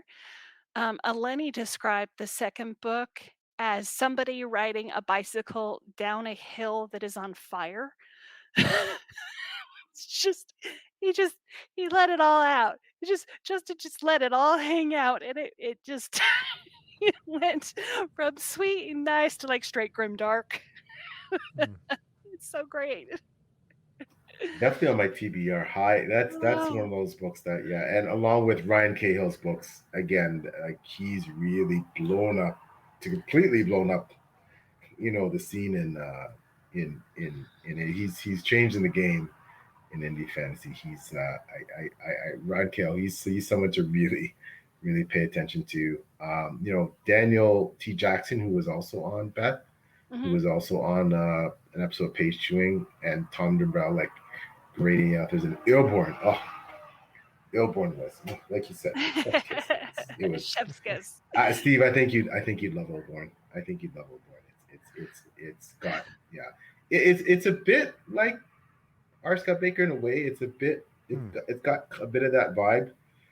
I think it's phenomenal. But so many great authors out there. But I find, Beth, I'm not sure how you're feeling. Like I'm finding now that my TBR is pretty well. It's getting 60-40, 60-40 indies now. It's really indies are really taking over. Like it's gone back and forth. There's been some months when it's been almost exclusively indies. But how's your TBR? Are you finding that with your TR? Yeah, I read a lot of indie books. Probably 50-50, especially with SPFBO. I read a lot of indie books. I've gone back and read most of the finalists or most of the winners and stuff. And I've read a lot of the finalists from the last 8 years. So I've read a lot of them. It's actually you're the one that inspired me to. I had theme months this year where I divided my reading into, and you're the one that inspired me to do SPFBO winners because I realized I hadn't read the vast majority of them. So I was like, okay, well, thanks to Beth, I'm gonna, put that as a big part of my reading month. And wow, and that's when I read Grey Bastards, got to read Rain and Ruin, the previous champion. Oh, so good. Finding Room was great. Really great. And the thief who pulled on Trouble's braids, like short book, but Steve, I think you'd really like that one too. Short, punchy, grim, punchy, like punchy. It's really good. Yeah, really Also, one of my favorite books. Problem with the titles. The one about money. It's got money in the. Orconomics. Orconomics is great. Orconomics is wonderful. That's one I'll have to get to. I hear it's really funny, like humorous. Yeah. It's like it's light. It's lighter. Yeah. And it's just fun. Sorry, go ahead. I was saying it's a nice counterpoint if you're doing something dark. You want to read something lighter afterwards. It's easy to read. I really got to get to Beth, another great person that Beth has brought one of our colleagues in the blog. Beth has brought on board GM McNair. He's so funny. I haven't read his stuff. He was a finalist in the self-published science fiction. It's Space Boat. The science fiction version of it's self-published science fiction contest. Yeah. And you've read his stuff, Beth. Oh yeah. Right? Oh yeah. As a matter of fact, I'm the first. When you open the book, my quote is, "What the hell did I just read?" That's a great blurb. It's like, what the hell did I just read? Which pretty much encompasses the entire series. He's just hilarious. His sense he is just, oh my gosh, he's just a riot. He is. So he is an actual honest to God rocket scientist. Like, it's just he's a rocket scientist who also happens to be a comedy writer. So funny. And that's the kind of talent we have on this blog. Like, I've been trying to get him to do I might be the only one who thinks this is really funny, but I want to do a series on the blog where we do Tinder profiles of characters from books. I think that's awesome. That'd be awesome. I think it's so funny. That'd be awesome. Like, some of them would be like, let's do Jorg, you know? Yeah. So great. I'm a murderous, 15-year-old, but I like long walks on the beach. Yeah. And murder. Murder. Oh, that's awesome. I think that's okay. You have to do that now. You can't put that out there on Page Chewing with people watching and not do that. You have to do that now. You gotta get Ganesh to do it. Like, yeah, he's the funny one. Oh yeah, he's the he's funny as heck. So yeah. I want to do that series, and then I want to do a series of featuring a novel, either set in or written by an author from every country in the world, a fantasy or science fiction book, because there's a whole world of books out there that we don't necessarily are not exposed to.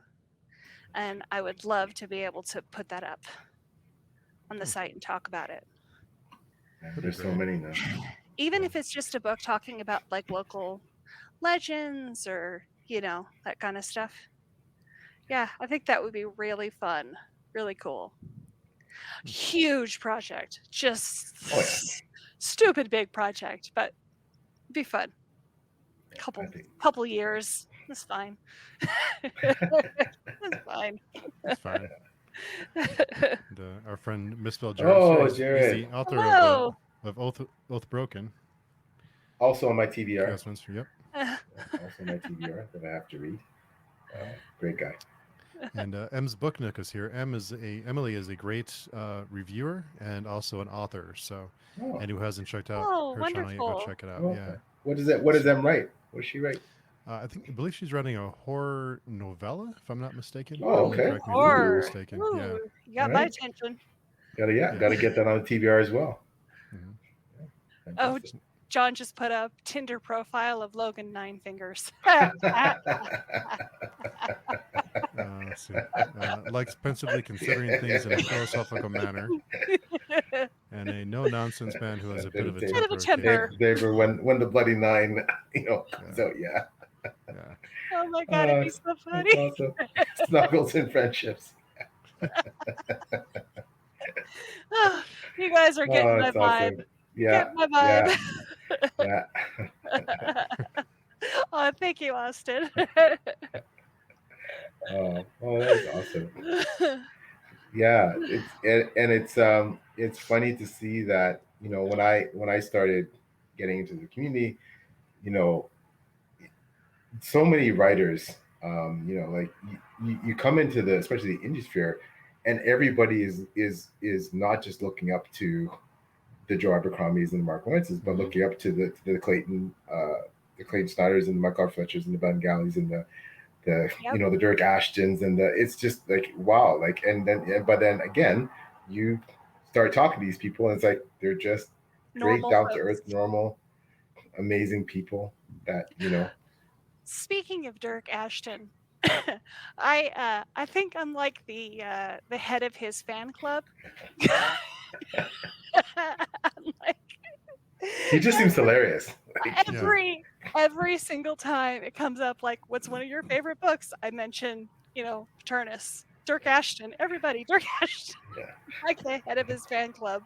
I love that series. He's Yeah. brilliant. Another series that again must read, haven't got to it quite yet, but must on the TBR. Oh, it's wonderful, and it's not a difficult read. Like it's engaging, but not one that it's not Malazan. Yeah. You know what I'm saying? I understand. I understand. Yeah, I really got to get to that one. Steve's had him on the show, right? You've had it on your interviews before. It seems really like a great guy. Really interesting guy. Yeah. Seems like a great guy. Yeah.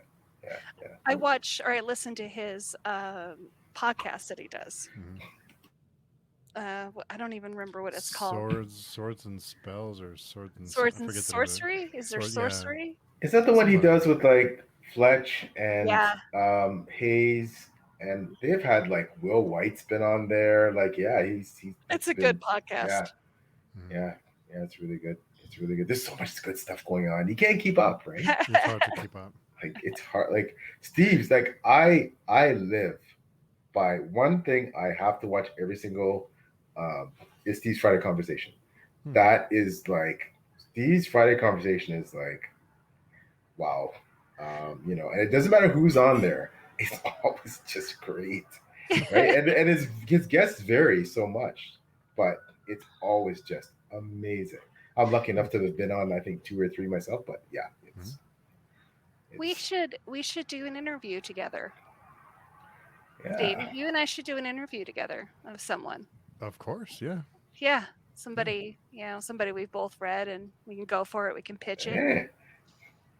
Yeah. There you go. We can pitch it. We can put it up on YouTube and put it up on the site. Double the fun. Yes, indeed. Yeah. Well, there's a whole bunch of people that could involve. There's lots of. Oh yeah. Oh, you know what? Ganesh is on Twitter. Let me see if I can get him over here. he's just a character, that guy, man. He's just like wow.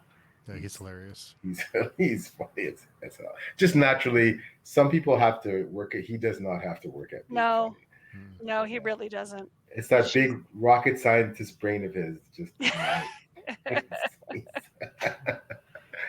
got the humor. He's got the humor down pat. So. Okay, come over to YouTube. Maybe he will. Yeah, he is. He's something else. Hey, Beth, so, do you have, what things you've already talked about, a lot of amazing things you got on the horizon, all these great ideas and, percolating, like, what's some other stuff on the horizon you think that's coming for either good, that you can talk about, obviously you can't talk about anything for Grimdark Magazine or Before We Go blog, like big stuff that you think is coming down the pipes that you can talk about? I'm trying to think of, yeah, I can't talk about the October issue just yet. October issue is stacked, though. Okay. I'll give a hint. I have 2 stories from 2 authors that are finished trilogies that have written short stories to go with the finished trilogies. Yeah. Okay. That sounds tantalizing. Okay. Yeah. Okay. And I've got a horror writer, and I've got. Oh, he said, "What's on YouTube?" Tell him Steve, he'll come over. And you. Okay, doing a live chat. See if we can get him to, because he's funny. Oh yeah, he's he's freaking hilarious. Yeah, it's funny with these. I talk about big things. That point was like, I look back now, and when people start messing me with page Chewy, people mess me now. Okay, who's coming on next? Or it's like you don't realize sometimes what you've helped create, like what you've been a part of. Like I said, I'm so honored that Steve has created this space, this platform, and now him and Taylor and we kind of share the goal season, and it's I don't know what to say. We're booked for the rest of the year. We're pretty well booked into next year. What? Like we now it's the problem is fitting people in rather than finding people that want to come on. It's just it's crazy. Yeah. As far as stuff going on before we go, I'm currently in the process of moving the site to its own server, so it'll be much faster. Have better access to stuff. Dan's got a really cool thing in the hopper with fantasy writers, and that's coming up. He's really going for that. Yeah, it's just more SPFBO. I want to get us into SPFBO 9 also. So that'll be that's in exciting. May. Yeah, that's exciting. So yeah, I mean, I don't have anything like. I'm just realizing I really should get something going. There's so much already going on, right? I really should get something cool going.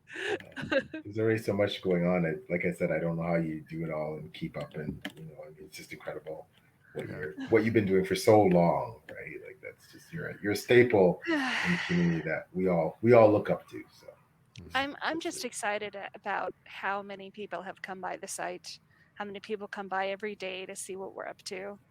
I think we hit 240,000 hits on the website. What? Yeah. What? Total 240,000, 250,000. Nice. Oh my goodness! Whoa, yeah. that's like crazy. That. Yeah, something like that. Like individual people coming by to see the site. This just blows my mind. Wow, congratulations, Beth. That is outstanding. Oh my gosh. That's amazing. Jared had a question. How are you guys feeling about SPFBO this year? Oh. I feel like our group is the group of death. Like we have so many good books in our group. We have amazing talent, and it kills me that we have to excise everything but one. That's the nature of the contest. Yeah. It's I think with SPFBO this year being a judge and watching Beth and the veterans like Jason Aycock and because initially you're like, I have to find a way to get this book forward to like a puzzle, but then you realize then there's a standard, right? There's a certain standard. That's Beth and Jason and Jody and the veterans have definitely shown me that there's a standard, and it's an exacting standard. And like you said, you feel horrible because there's some good books that just won't make it out. And it's not that they're not great books. It's just that judged against this other book, but I'll tell you, one thing that we do on our site is we try to write really good reviews, because in every single book there is something to love. There's something to talk about that's positive. And so if a book is not working for us, it's going to work for other people. So let's talk about that. Yeah, John's comment, if I may, Steve, Yeah, SPFBO of was course. great. Even if my book was short lived, it definitely propelled me so much farther. I Yeah. would have guessed. That's exactly it. And John, you know what? I'm sure your book was fantastic on my TBR. Mhm. It was You a know, great review too. I yeah, remember the review for that. Really good review for that. yeah, Yeah. great review. And you know what? There's a lot of great books that get cut in the first round, the semifinal round. It's like Ryan Cahill's Who Won the Stabby. His book did make it to the Yeah. semis. You It's know, and it's not. Yeah, it's also dependent upon which group you get, Mhm. and there's not much to be done about that. We're just I have a really big group because I wanted a lot of different voices. I don't want to just have, one person, two people, three people who are very specific in what they like. I wanted for us to have more voices. And so, you know, still everything's got to go except one. It just kills me. It's it just kills me. So many good books. Joe Yeah. says yes, but that was like, oh my god, I don't envy any of your judges. Yes. yeah. Yes. It's tough. It's tough knowing that as Beth said, not everything will advance, and not just that, but even though you give that endorsing review, which we all try to do, that if the book is a book that we endorse, you try and give that positive feedback. Positive feedback, 80% and critique 20%. You still, inside you worry that okay, well, will someone still think it's not cuts the mustard because it hasn't advanced, and that's just not the case, right? It's not, no, that's not, Yeah. it's not about winning this contest. It's about the journey and it's about getting your book out there because it's 300 different books you have to go against and the odds of winning are very small. Yeah. But it's not about winning. And I could tell you, as someone who's been cut, right, and didn't make it past the first round, that again, just as John said, my book, but the traction that my book got from SPFBO was incredible. It really helped push my book into the spotlight, and because of that, subsequently on the heels of that, I was fortunate enough to Yes. get picked up by Beth, and it just It you was know really funny story about that because you were in the contest and you had talked to me about wanting to be on the team for next year, right? Or you want I don't remember. Was it on the team? And then can you guys hear me okay? yeah, Okay. yeah, next And year. yeah, and I said, well, we can't really talk about that because we haven't, addressed your book yet and stuff. And then that day, I had nothing to do with that. It's just happened to be timing. I'm like, okay, well, yes, absolutely. You could be on. Yeah, it's the best. I think the best cut that ever got, right? So, Yeah, like, you know what I mean? And and I just want to say, as an author and now as a judge, that yes, of course you may be disappointed, and yes, you're going to feel that okay, well, I didn't measure up, or and you compare yourself to others, and you know, I I, I was in the blog of death, yes. in that blog we had Rob Hayes, you know, Ben Galley, uh, Clayton Snyder. Like you, and those are just some of the options. I mean, there's other great authors that maybe aren't as well known, but there were Yeah. a lot of great books. Like, I mean, I looked at my group. I was like, there's absolutely no way. And people, I had friends who were saying, oh, your book has a really good chance of advance to get to something. I was like, no, look at the no, look at the people in maybe if they weren't there, but I might. But look at the people in my blog. But the thing is, what I love, and Beth will attest, because obviously someone who's been involved with it from near the beginning and has got a lot more experience than me, that you know um there's always going to be surprise book that nobody's really talking about, that just comes out of nowhere. We call it the And dark horse. It's the dark horse. Yeah. yeah, yeah. Yeah. Yeah. There might be a dark horse. Just saying. For this year, there may be a dark horse. Uh, Yeah. Yes. Last year was rough because I had read all three of the books that got to the semifinals for our group, and it was just it was impossible to pick between them. It was yeah. I loved all three books. Yeah. But the caliber is just every year. I honestly believe the caliber just keeps if it's possible, because you look at the previous year, go, oh my gosh, you can't get any better, and then you read, and it's just the caliber has just gotten just so high, Mm-hmm. and the yeah the and a lot of authors are going to they're gonna really their careers are really gonna be propelled forward by just by virtue of entering, right? You know what I Yeah. mean? Like it's And meeting people. From what I understand, there's an SPFBO like authors group or Mhm, whatever. You can sit mhm. there and chat with other authors and make connections, and it's about the journey for sure. Yeah. Yeah. And yeah, Austin had a great comment. These comments really are what makes everything worth it. It says, "Thank you all very much for the chat and for the vibes. I'm having a better day thanks to you all. Great Oh, time." Oh, he's thank you, awesome. Austin. Great That's guy. wonderful. Yeah. John says Luke's review was fantastic and got other reviewers Mhm. Yeah, requesting yeah, my book. yeah. There you Absolutely. go. That's what it's about. And Jared says Steve helped talk me into submitting to SPFBO. It was very high anxiety. Yeah, it's scary. Mhm.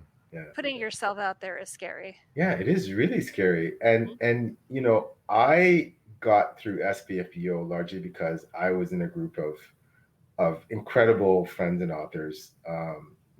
Amongst them Holly Tinsley, Tim Mhm. Hardy, Krista Matar, Bjorn Larson, Sean Crow, like a bunch of really amazing authors and people, right? And they got and as some of us made it to one round and got cut, and some kid advancing, it just you know it, the camaraderie and the ability to commiserate and celebrate each other's triumphs and cry on each other's shoulder when things didn't, or you got a bad review or you got cut or things didn't go well.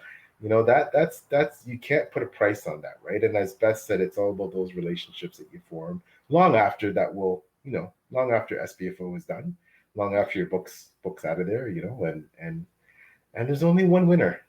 There's only one winner. Mhm. And believe me, the top those top 10 books are all amazing books. Every single one of them is good. And one way or another, it might not be your cup of tea, but it's a good book. Mhm. You know? Yeah, definitely a good book. Yeah. So. These always the time always flies when we're doing these, but Oh my gosh, it's look at the time. I just looked here. Oh wow. But we want to respect your time. But I always like to ask this question of all of our guests because I think you learn a lot about them. Is what was your first job and what did you learn from that experience? My first job, huh? Well, I slung chicken. I was a chicken slinger. What did that entail? Or do we want to know?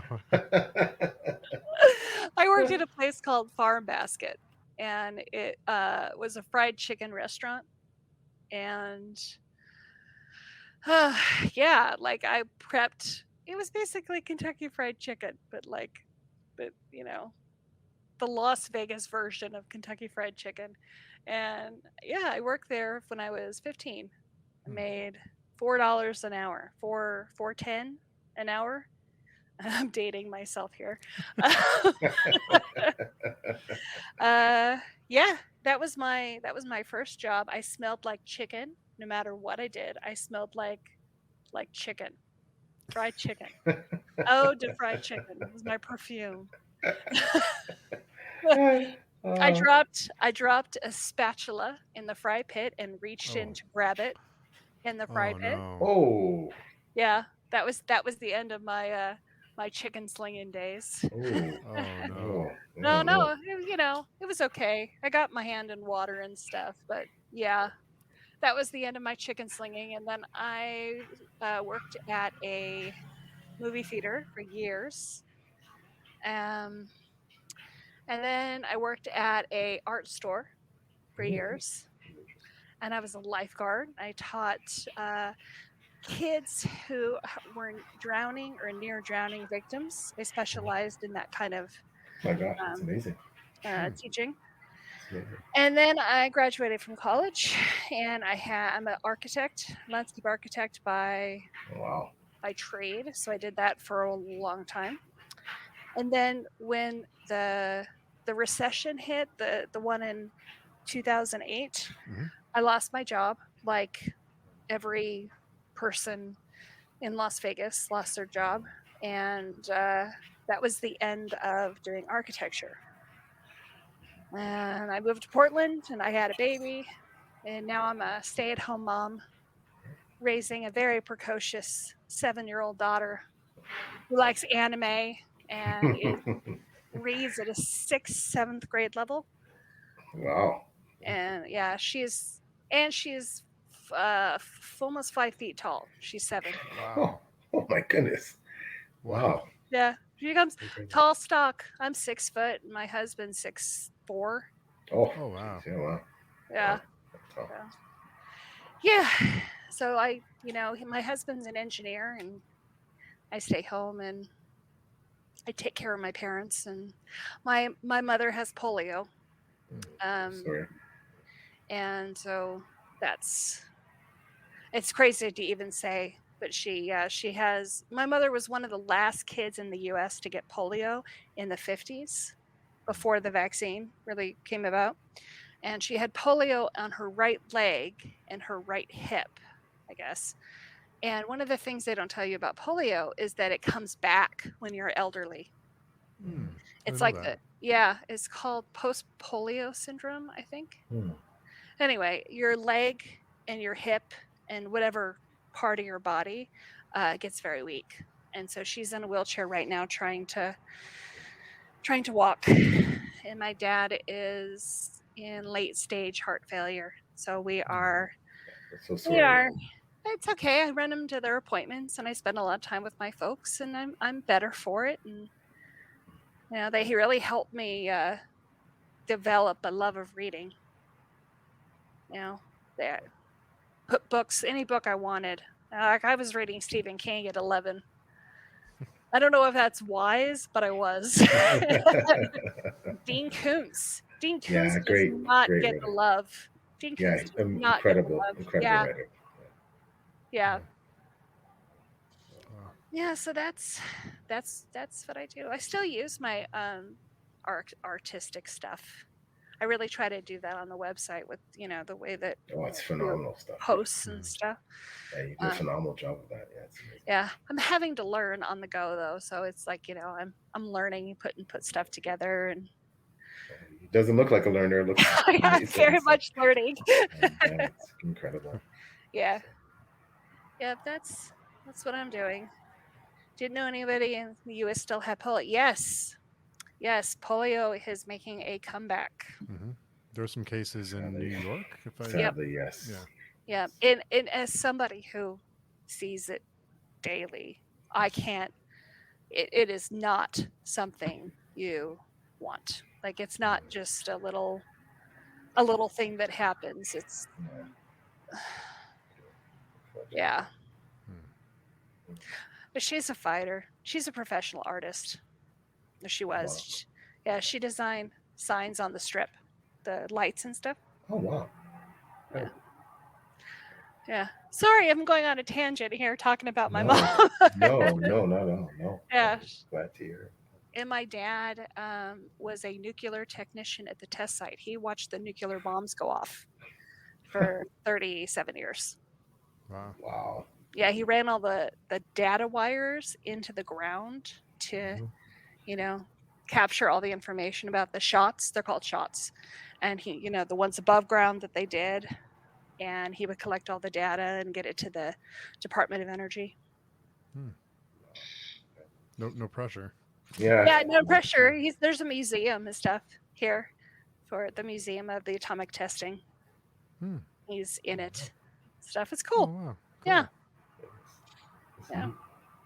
I didn't know any of this because he wasn't allowed to talk about it until I was in my 20s. I had no idea what I did. Top secret. Yeah, seriously. He had secret clearance. He's like, I work for the Department of Energy. I don't know what you do.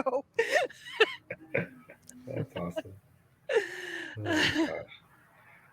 Well, wow, Beth, it's just been so incredible having you on the show. Like, just thank you so much for making this 25th episode, which again is a hallmark episode for Steve and I, and Taylor, who's not here, couldn't join us, but for the three of us, you've just made it so special. And thank you so much for your incredible leadership before we go blog, and of course with Grimdark. magazine, but especially for us who are part of your team. We're honored and we're humbled, Oh, and we can't wait to see where we're going next. It's gonna be a we got nice wild stuff to ride. do. We got stuff to do. We got Yes. stuff on the horizon. Thank you for You, having me. you It guys was. planted a seed, so Yeah, I'm honored, very much so. yeah, thank you, Beth. Where just quickly before you go, where can we find you? Social media handles, platforms. Where can we? You can find me, of course, on Twitter at Beth Tabler. It's extremely original. Uh, you can find us on beforewegoblog.com. You can look me up on Goodreads. If you type in Beth Tabler, I'll pop up. I'm actually an author on Goodreads. I have authorial credit for some of the magazines for Grimdark magazine, which I think is the coolest thing ever. That was Fantastic. total goals, total goals. Yeah, and you can find me on Instagram that I never use, and it's Elizabeth Tabler. Mainly Twitter. You can find me on Twitter. If anybody wants anything, just DM me. My DMs are open. You know, one day we will open up our review stack, but it's just we have so many Yeah. reviews yeah. going. But we will. We have some great reviewers, some very prolific reviewers that write a lot of great Yes. stuff. Yes. Mm. And thank you to everybody who came. That was lovely. I love chatting with everybody here. Yeah, it was amazing to have you. Mr. Steve, how do we get a hold of the International Man of Mystery? Yeah. I am on Twitter at Steve Talks Books or on pagechewing.com. Or, Cool. of course, Before We Go Blog. Yeah. And Vero. And Vero, yeah. That's all my personal stuff. I post pictures of my dogs and stuff that nobody cares about over there. So You have a dog? I care. I have 5 dogs. Yeah. 5 dogs. Yeah. Guy's a busy man. I don't know how he does either. Kids, dogs, 5, this, man. work. Yeah, Yeah. amazing. I have one dog that thinks it's a cat. A cog. Handsome Jack. His name is Handsome Jack. If you guys play Borderlands at all, he is just Yeah. like Handsome Jack. Yeah, that's my cat. That's my dog. Sounds amazing. And PL, where can we find you? Yes. Twitter. That's my where I lurk. At PL Stuart Writes. It's just pretty well the same on all my social media handles, Facebook and Instagram. I'm on Instagram a bit more active than Facebook, but Twitter is really where I hang out. Websites, www.plstewart.com. That's where you find about the books, the Drowned Kingdom saga, and all that fine stuff. Before we go blog, again, I'm so honored to be part of Beth's team. I'm an assistant editor there, along with some other great assistant editors and writers and YouTubers and all these amazing people. So you can read my reviews on Before Go blog. You can read them on Goodreads.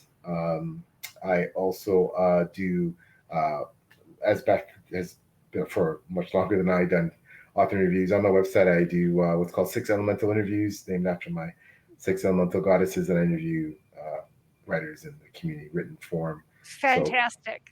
You Thank forgot you. to mention that they're quite good. They're very, very, very good. Thank you. I appreciate it. And of course, the big, amazing part of my life recently that's been this new incredible thing that we're doing is being part of Steve's channel and Taylor's channel for Page 2. Like I said, 25 episodes. I don't know.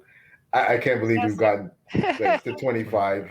Like, and the people, if you look back and look at the guests we've had on, It's crazy. Yeah. it's just totally. Steve and I and Taylor, we have a chat group, and it's just like I don't know, but and we have so many more plans. So keep watching Page Chewing. It's I think it's becoming one of those kind of places to be to find out, to see these creatives, and it's all about featuring them and getting people to know them and their writing and all about them, and they're fabulous people. So check it out, Steve's channel. And Taylor's channel. And Taylor's channel. Steve's channel's Taylor's channel, and they have everything bookmarked so that And the big highlight for me, of course, is working with Steve and Taylor because they're just incredible. Mm-hmm. I agree. Too kind. Well, thank you everybody for coming by, and of course, Beth, thank you for taking the time. And PL, it's always a My pleasure. pleasure. How much fun was that, guys? How much fun That was was that? amazing. Thank you so much. It was a blast. So thanks everyone. I hope you all have a great week coming up. We'll Yes. talk to everyone soon. Thank you. Bye-bye.